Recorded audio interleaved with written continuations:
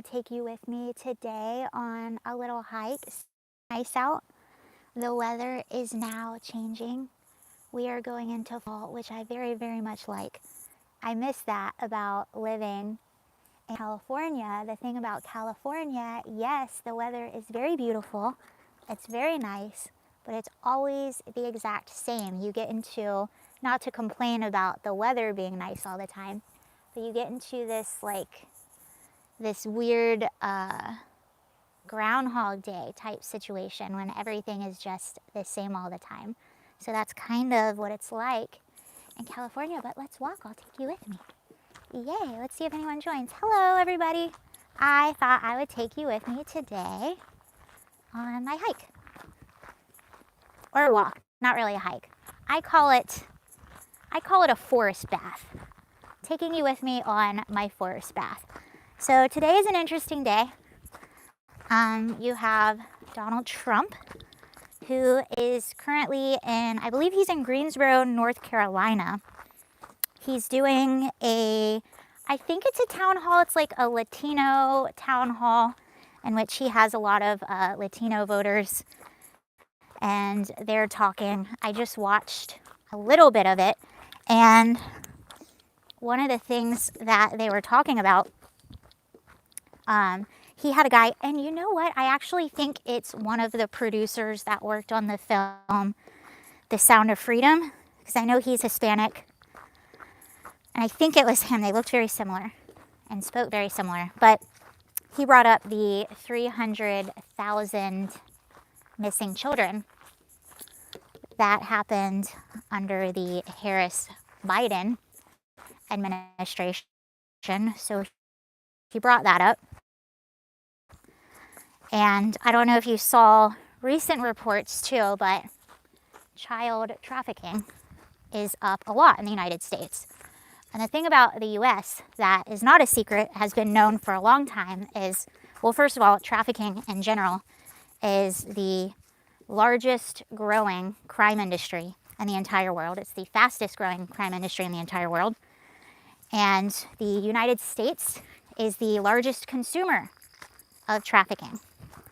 And typically what that looked like before this current administration is that American travelers would travel abroad and they would buy certain services in other areas. So that's what they would do, but you don't have to do that anymore. It's actually just come to your front doorstep. So I don't know if you guys have watched Fox News recently or some of the reports that they have uncovered. Hello. They are saying that child trafficking is on an alarming rise in the United States. And it has been for the past 3 years, or 4 years, however. Well, yeah. A lot of people have been imported. We're missing a lot of children. They actually said it's so easy. It's just like ordering pizza. That's what they're saying, and I believe it. If you look at, okay, take this into account. Oh, there's a roll of hay. Okay, take this into account. We, the United States of America, we are the largest consumer of trafficking. And now that industry is on the rise. How many unaccompanied minors come through that southern border every single day? If you look at who the most vulnerable populations are for trafficking in the United States, so these are the populations that are most at risk to being trafficked. Those populations are homeless youth, unaccompanied migrants, and undocumented migrants. Those are the two most vulnerable populations to be trafficked within the United States. And that's always been the case. So what happens now when you have an explosion of unaccompanied migrant children in the United States? It doesn't take a rocket scientist or a crime statistics expert to put 2 and 2 together. And I think what's really disturbing about all of that is our people in charge, they know these statistics. Like, they know this stuff. We have some of the best intelligence in the world. So it's not a matter of we don't know any better. It's not a matter of incompetence, which I think was what I was hoping it was at the very beginning. It's active negligence for whatever reason. And our tax dollars are being used to fund this. I just wrote for the first time ever on my income taxes. Don't come at me. I paid them a little bit late. Hi, Braxton, Neil, Curtis. I paid them a little bit late, so don't come at me. But I did pay them, okay? I paid my taxes. But like the physical act of having to actually write that tax check for the very first time, not just having it like come out automatically and then getting a refund because I didn't make that much money. It was the first time I actually physically sat and had to write that check. And writing it, knowing everything I know and just like where it's going, that was an experience for sure. Very much so. What is really cool though is, Trump is in North Carolina right now. He visited Swannanoa yesterday. So Swannanoa was one of the areas that was really, really affected. By the way, I'm in Virginia, so I'm not that far away. I probably will be going down to volunteer. They're asking for volunteers for months because it's going to take a while to help people rebuild things and get everything back together. So I'll probably go down. I don't know exactly when, but I will. I'm looking at organizations right now. But Trump was there. Swannanoa was one of the places that was just very, very badly devastated. It's so bad that if you're talking to people that go there now, what they'll tell you is, "Hi, Kelly. Oh my gosh, it's been so long. Miles, yay." So what the people will tell you back in those areas around North Carolina is it's so bad. And you go there and there's a smell now in the air. You'll hear everyone talk about the smell. And I think obviously we know what that is. It's the smell of death is what they say. It's really, really sad. And I think one of the reasons for that is because you have so much mud still that's on the ground. There's probably stuff under the mud that they haven't been able to find yet. But that's just how bad it is. And we still don't have any idea what the toll is. I think it's going to be really high. If you looked at the boulders that are coming down, trees that are coming down with it. So it wasn't just the water that was rushing in all of these places. It was trees, the boulders, all of the debris that was rushing into these houses. You heard stories of elderly people that were riding their houses for like a mile. I mean, just insane. Am I fine now? I was glitching earlier. Am I okay? Hey guys, this is actually exciting. I haven't been live in a long time, but maybe I didn't do it in the best spot. I'll try to it's a little better over here. Hold on, here we go. Now I'm good. I'll just stay right here, I won't move. Hopefully no one, it's just me and the squirrels. I hope. Okay, looks a bit better. Yeah, so it's crazy what happened there. Anyway, Trump was there yesterday. He did a great job. He talked to the people. Someone prayed over him. It was really beautiful. And can we just talk about his McDonald's stunt? That was brilliant. And I want to know what the sales now for McDonald's fries are. Their sales at McDonald's have to be going through the roof. I want to see that.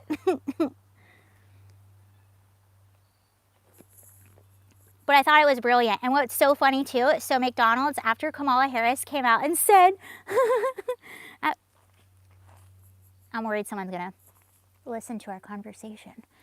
Kamala Harris said, the whole reason he did that is Kamala Harris said that she used to work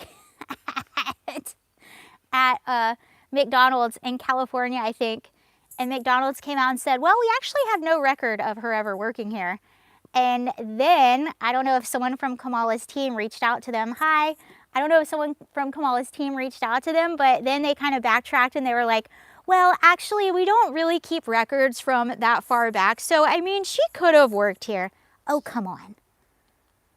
Oh, come on. We know Kamala Harris did not work at McDonald's. Do you think Kamala Harris ever had a service job in her whole life?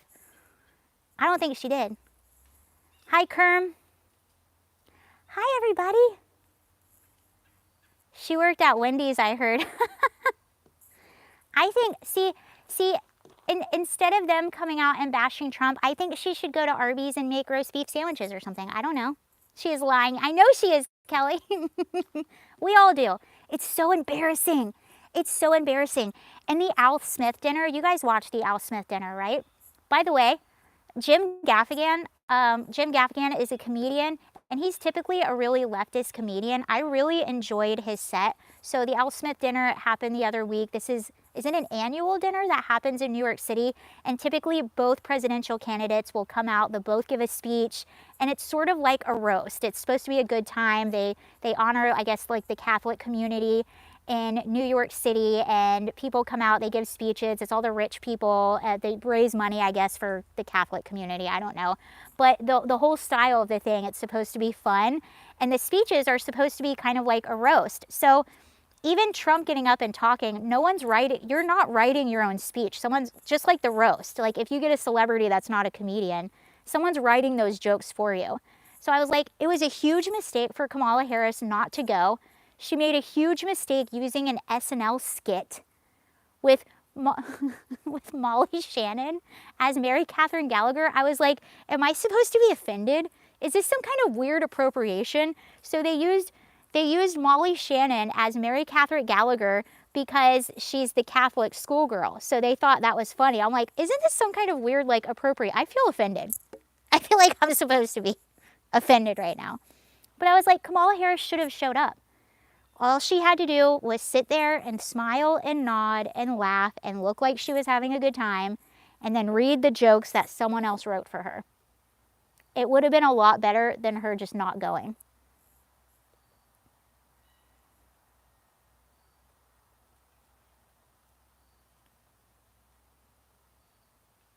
Kamala honestly has zero honest path to the presidency.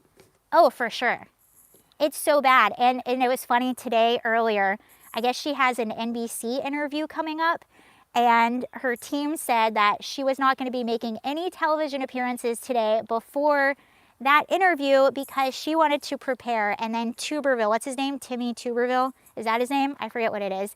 So he came out and said, he came out and said, they just don't want her to be in public right now. And that's probably what it is. She just can't be in public. She is that bad. She cannot be in public. And what's crazy, do a little experiment. Look at Kamala Harris from like 10 years ago, 12 years ago. It's a completely different Kamala Harris. Not that I agree with anything that comes out of her mouth, but she was a lot more articulate. She was just a better speaker. It actually looked like she believed what she said. She was articulate. She was more of a powerful speaker. To me, that just goes to show that she believes absolutely nothing that's coming out of her mouth, and she's just a really bad actor and a really bad liar. I think that's what it is. I don't think it's because she's dumb. I just think she's really, really bad at lying and at whatever it is that she's doing. A better liar, in other words.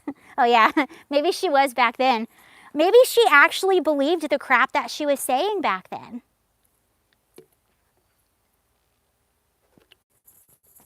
I mean, maybe that's what it was. Maybe she actually believed the things that were coming out of her mouth, and now it's just so obvious that it's such bullcrap. And the thing is, with North Carolina, I don't know if you guys were aware of this, but the people of North Carolina, obviously they're furious at the response. And they just announced yesterday that even more money is going to Ukraine. $400 million they announced yesterday was going to Ukraine. Meanwhile, you have people in North Carolina that are trying to fill out their FEMA paperwork and they're not getting approved. So the people of North Carolina are seeing this, and what's crazy is despite all the devastation that happened in their area, they showed up early voting in record numbers despite the devastation in their areas. And these are the affected areas. These aren't just the other areas of North Carolina. People are showing up in record numbers voting because they are so fed up. Oh, wait. Okay, Neil. Kelly, Sarah, are you in VA? Yeah, I'm currently in Virginia right now. And guess what? I'm super excited. So I will be I'm getting my Virginia driver's license, and I decided to register to vote in Virginia. I can now, I'm a legal resident. So I'm going to be registering to vote in Virginia and not California. I feel like my vote will matter more in Virginia since it's more of a purple state and it's more on the line. So I'm so excited for that. I can. So this week you can register to vote in Virginia up until the day of the election in person. So I'm very excited to be able to vote in Virginia. Yay. But yeah, I'm in Virginia right now. Can you tell? Look how pretty. I love these little woods. Trump 2024 from Switzerland. It is, and the weather right now is so great because it's starting to be fall, so it's still really warm, but you also have that crisp, cool air a little bit, and it's really chilly in the mornings, which I love.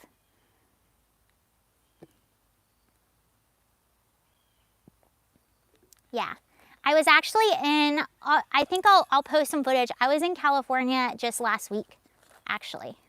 It was the first time I went back for a little while. And I went to Virginia, and then I also went to Denver, Colorado, which was really interesting. Joe Rogan, Jamie, bring up that bear. What? Wait, okay, so is Trump going to be doing Joe Rogan? Thank you so much, Kelly. And who are you going to vote for? Kamala, come on, Kelly, come on. Like, you need to ask. Thank you for the super chat, Kelly. I'm voting for Kamala, come on. You know what's funny? I think I was on my TikTok earlier, and somebody accused me of being paid by the Trump campaign, and I was like, I wish I was paid by the Trump campaign. I do this for free. That would be really nice if someone paid me.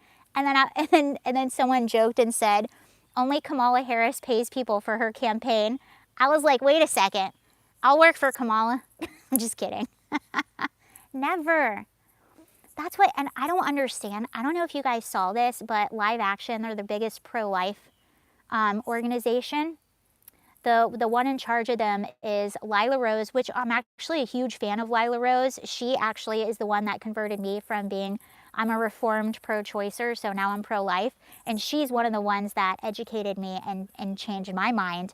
But I was a little bit disappointed because they're telling people essentially, or they were at least for a minute, not to vote for Trump because of his stance on abortion. I'm like, so you want Kamala, who's basically going to make it like okay till after the baby is born. Like, I don't understand. That doesn't make any sense. So you're going to allow Kamala, who will probably pack the courts, who will probably just destroy everything that Trump did because he's not enough for you. He's not good enough for you. I don't understand that. That politics, you know, you're never going to have like the perfect candidate ever. Just like you're never going to meet the person that you agree with on 100% of things 100% of the time. It just doesn't exist. Braxton, and you ain't supposed to wash greens or any type of greens in the bathtub. You wash them in the sink. I feel like I just got into a conversation that I wasn't a part of. Trump and Rogan closed the deal. Now we have to interview largest audience. Oh, nice. I'm excited to watch that. I think Kamala Harris should go on Rogan. That would probably be a disaster for her, though. I don't think she can. I don't think she can go on Rogan. They have to keep her away, like Biden, hiding Biden. We need something that rhymes with Kamala, but there's not a lot that rhymes with Kamala. We had hiding Biden.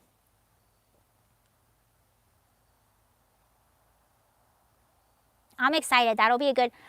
you know, that's what kind of bothers me about Joe Rogan. I feel like he was being a little bit of a coward for a little bit.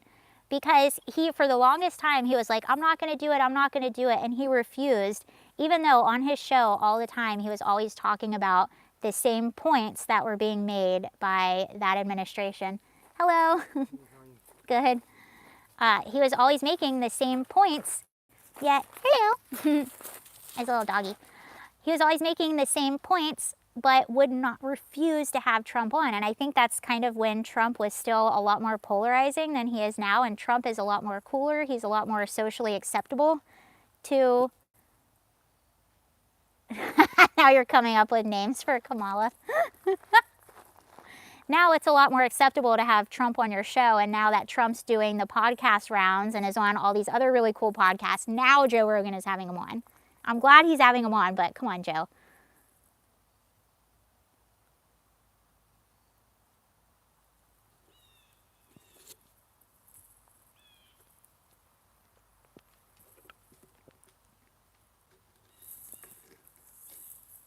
This is such a nice park because it's really quiet during the day, but you have like park rangers that are working all the time, and you can be in places where you feel like you're kind of on your own, but you're not. You're still like really close to people, so it still feels like very safe, but you can still be here a little bit alone.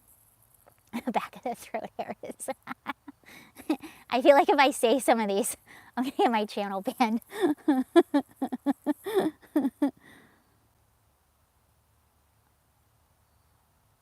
I could do this all day.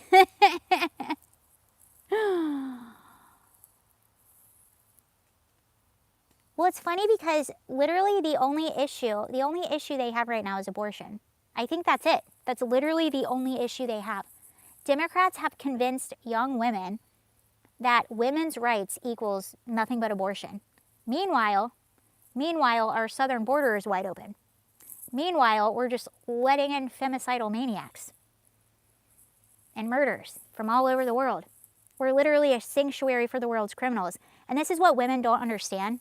Unfortunately, especially young women, like women my age, women younger than me, women even younger. If you don't have public safety, you have zero rights. You have no rights. If you can't walk out of your home and feel safe, you have no rights. Public safety equals women's rights, but Democrats have convinced young women that their rights equal abortion, and that's it. And I think that is so, so sad. I think that is so dystopian. Yes, young, white, liberal women.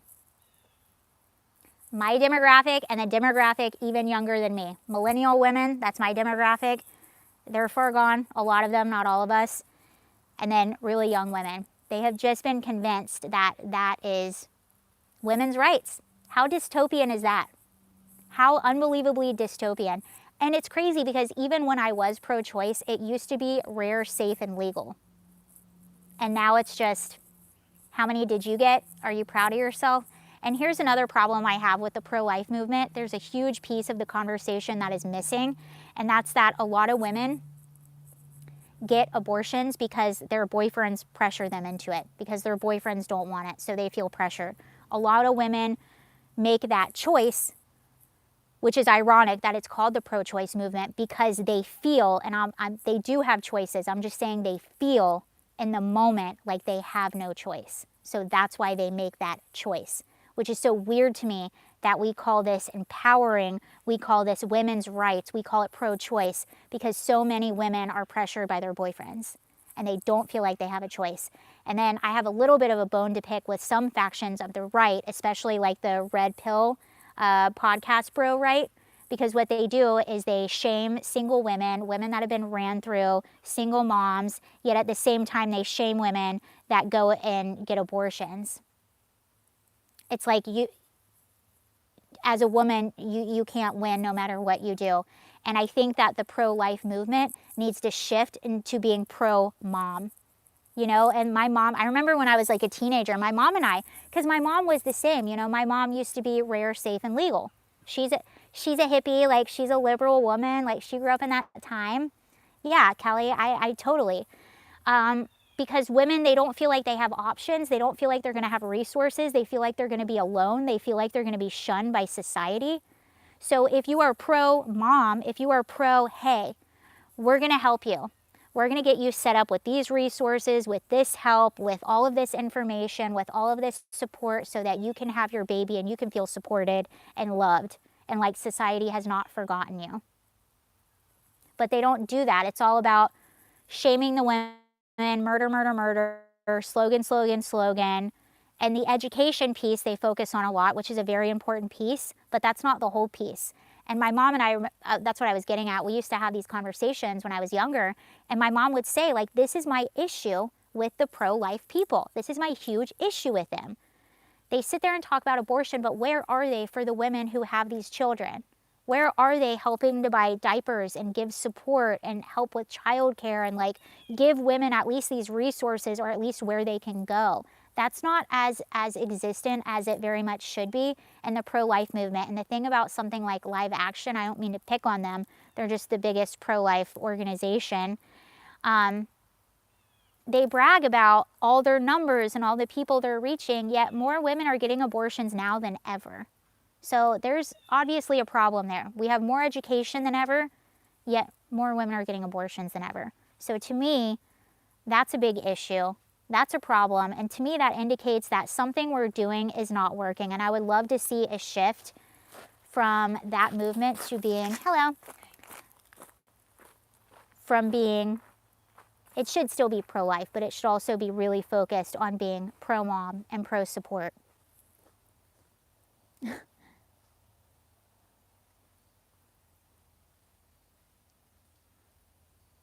Dims, we need boneless pickles for inclusivity. Also, Dims, white women are. Oh, did you see? Did you see? Speaking of white guys for Harris. Speaking of white guys for Harris, did you see that Eminem? I think it's Eminem is going to introduce Kamala Harris. Eminem.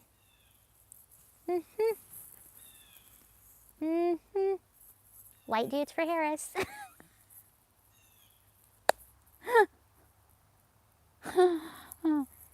This is actually fun. I think I'll do more live streams out here. It's kind of nice being outside for a change. Semper Fi, what a beta. Eminem, what a disappointment, man. I was actually kind of excited for his new album. I got torn to shreds because I said I was excited for his new album on a different platform. I can't remember what it was. I got totally torn for shreds. And I was like, no, I like him, but I take it back. I was wrong. I was like, no, he's going to be provocative. It's going to be fun. It's going to be like against, you know, censorship. I was wrong. Still a fan of his musical work. There you go. Actually, Braxton, that's the mature way to look at that. Still a fan of his musical work. That's the mature way to look. Aloha from Hawaii. Hello.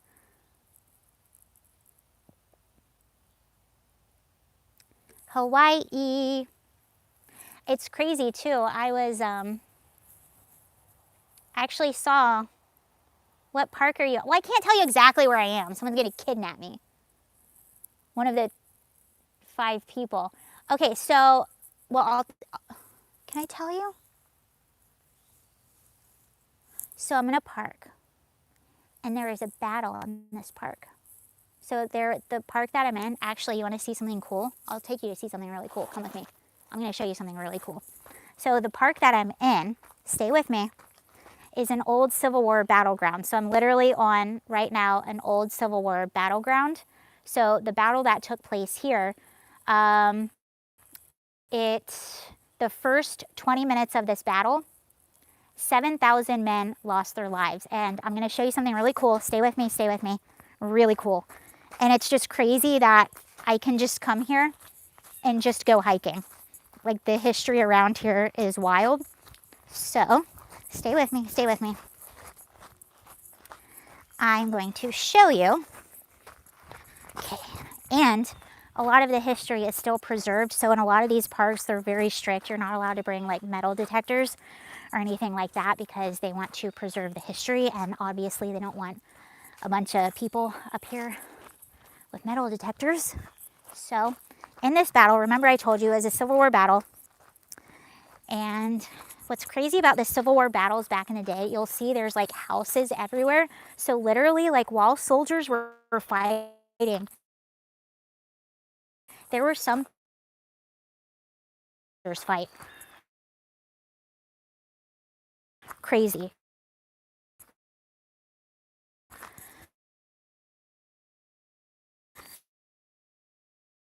And these were like really, really gruesome battles. So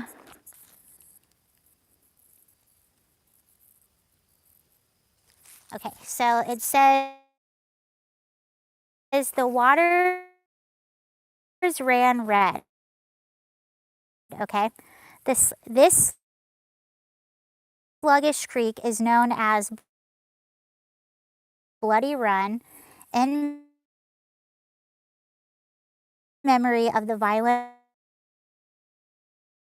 hand-to-hand fighting that occurred here. Bloody Run flows east to west, winding through the woods during the battle of brush-choked stream, and its gentle slopes provided the only cover in sight. On the hill to your left, that's that hill, even more formidable. And June 3rd, so I'm going to take you somewhere else. This is even cooler. Okay, let's go. We're going to go up a hill. This part's even cooler. And these things are everywhere. So what I'm going to show you is you still have... Wait, am I back?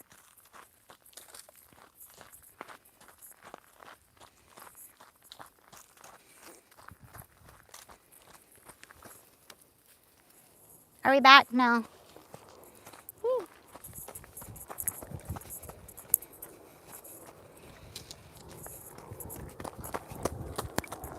Y'all, I almost fell. It's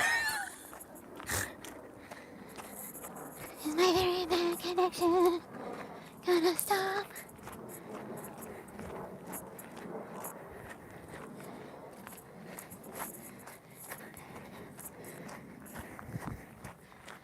Okay, we're back. Okay, I'm gonna show you something. I'm so sorry about that. I'm gonna show you something really cool. After I tie my shoe. Hold on. I just ran up the hill. We were buffering. Let me tie my shoe.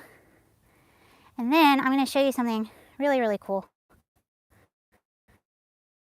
Okay, sit right here. Hold on, no, sit right here.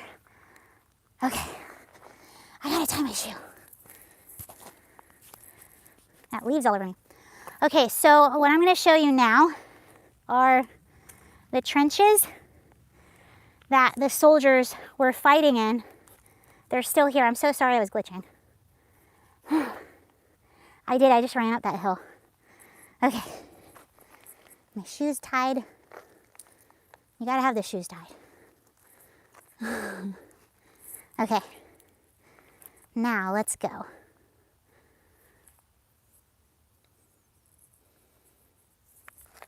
Okay. Come on. Yeah, Virginia is very, very cool. All right, let's go find some trenches. All right.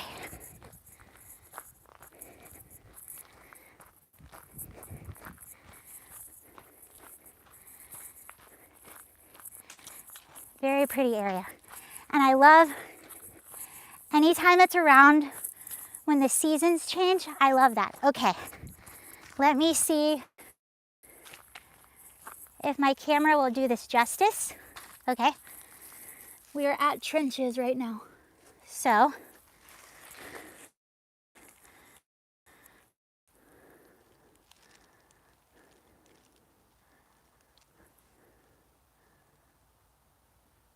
those are trenches back there where soldiers were, but I'll show you some better ones. They're all over the place where the soldiers were fighting. Okay, and by myself in the park. I don't think we're glitching now. All right, there's some logs. Man, thanks for working out with me today, I guess. Okay, we're almost there.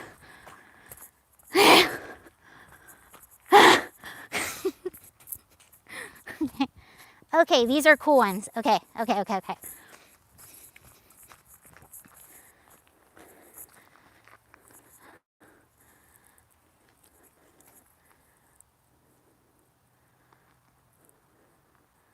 Those are trenches.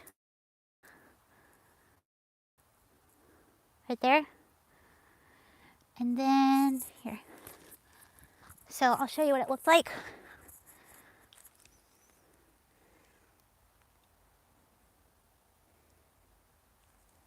Okay, so if you read what it says, those people stand no chance. From his dominating position, Confederates of General Robert Hoke's division easily repulsed part of the famous June 3rd assault. For the South Carolinians holding this line, the battle ended before they knew a serious change had been made. I was situated near the center of the line along this murderous repulse was given, and awake and vigilant of the progress of the events, and was not aware at any time of the seriousness assault that had been given. Remember, I told you 7,000 men died in the first 20 minutes of this battle. By the summer of 1864, construction of the earthen defenses had become a refined science. This section of a well-preserved fortification lacks only the header log through which the soldiers fired. So, see if you guys can see. So, that's what they looked like in there. And then, it's hard because sometimes you cannot see the depth. It's hard to see the depth. But those are those trenches. Right back there. Those are all trenches that the soldiers were in. So, it's pretty crazy. That. And, yeah, it's one of the places that I go hiking every day. Right there. Ow, how cool. Yeah, Virginia's a cool state. There's a lot of history all around here. A lot of crazy history. And it's weird too, like being on the West Coast. There's still history. It's just a very different kind of history, I guess. But it's still really cool. Anyway, there's that. So, is anyone nervous for election day? That's what I wanted to know. What do you guys think is going on? I'm excited. I've been nervous for a long time. I think where I am, I just want this 4 years to be over. I'm ready for this administration to go. I'm ready to get back to normalcy. I just feel like everything is so backwards, you know? And I'm so excited. I just want things to go back to normal. I want right to be right, left to be left, up to be up, down to be down. And it's just the level of dishonesty, the level of lying, the level of gaslighting. It's now got people like you can't believe anything. And that's how people feel. That's where all these conspiracy theories are coming from. You hear so much about disinformation, misinformation. People are putting out conspiracies. Okay, well, if you don't want them to do that, then maybe be a little bit more transparent. How about that? That's the whole idea of the US government, is that you are run by the people. You are expected to be transparent. You are expected to answer to the people. And they're not doing that. They just lie and they gaslight and they beat around the bush. They don't answer questions. There's no transparency. So when you're doing weird stuff and you're not transparent, you are giving people one option, and that's to become conspiracy theorists. I say this all the time. I'm like, if you want me to stop being a conspiracy theorist, then how about you stop being weird? Deal? Start being more transparent. Start answering questions. Don't answer questions in slogans. Don't answer questions in political jargon. Answer questions like a normal effing person. And maybe I'll stop being a conspiracy theorist. Maybe I'll stop talking to other people and I'll actually listen to you. But what happened is we had 2020. And then we had the Biden administration. And then we had Afghanistan. And then we had Lahaina. And then we had North Carolina. And then we had Israel. And then we had Ukraine. And we had all of these things where people are like, what in the actual heck is going on? And then you have our southern border. And then everything. The border's secure. Oh, it is? So we've had 4 years of this. So no wonder people are turning to conspiracy theories. No wonder people are not watching the news and they're not listening to the politicians. I watch congressional hearings constantly, and it is so frustrating to watch them because all I'm watching is a political ad for all of these politicians. That's all it is. It's not serious. They're not actually trying to find answers. Maybe the ones that called the actual hearing are, but you're just watching political ads by all of these people in Congress, and it's so annoying. The other day, I was watching a congressional hearing on the border. So you had Rachel Morin's mom. Rachel Morin is the 37-year-old that was killed in Maryland by an illegal immigrant. You had Jocelyn Nungary's mom. Jocelyn was a 12-year-old in Houston, Texas, killed by an illegal immigrant. I can't remember if you had Laken Riley's parents there, but you definitely had those two mothers there. And they're giving their stories. They're talking about the open borders. And you look at these Democratic members of Congress, and they listen to all this, and then it's their turn to talk, and they'll say, I'm sorry for your loss. And then they just talk about themselves for the rest of their time. And that's what it always is. And it's just so messed up. That just tells you everything you need to know about the rot that is Washington, D.C. and how it just needs to be cleaned up. So anyway, all right, you guys, thank you so much for joining. I think I got to get out of here now. It's getting a little bit hot. I think it's going to get dark in a little bit. It's almost 4 here right now, so it's not like, it's getting dark a little bit earlier now, but not quite. And if I'm back, I'll try to get back on later if I can. But thank you guys so much for joining. That was really fun. I hope you enjoyed being outside a little bit. I enjoyed being outside with you. That was a really good time. And have a good, oh, it's Taco Tuesday. I didn't even realize it was Tuesday today. All right, you all, have a really good day. Thank you so much for joining. Miles, it was good to see you. Kerm, Kelly, Curtis, Braxton, everyone, it was really, really good to see you. I hope you all have a good day, and I hope these are regular again. I'm excited to be back, and you all have a lovely, lovely day. All right, bye, everyone. Thank you so much. Bye.